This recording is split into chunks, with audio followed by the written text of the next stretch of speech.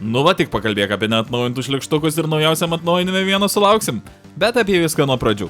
Tai pasirodė naujasis Minecraft Live, kuriame buvo aptartas mažylių gyvūnėlių atnaujinimas, keli kiti dalykai, bet svarbiausia tai, koks bus kitas Minecraft atnaujinimas.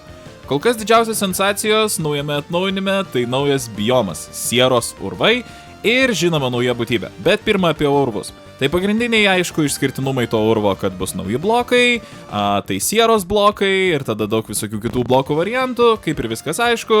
Na ir žinoma dar ten vanduo, iš kurio kyla dujos ir jeigu tam vandeniai pabusi, tada apsisuks galva ir panašiai. Nu žodžiu, dabar apie tą naują sieros šlikštuką. Tai pagrindinis jo išskirtinumas tai, kad jis gali suvalgyti bet kokį bloką ir pagal jį šiek tiek pasikeisti.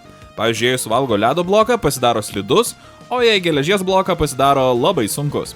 Jau tik galiu pasvajot, kokių žaidimų čia su jais visi prigalvos ir nebejoju, kad laukia daug naujienų įvairiose serveriuose. O kaip jums toks naujokas šokinėjančių kubų klube? Ar laukiat? Kokį pirmą bloką jam sušersit? Parašykit komentarą.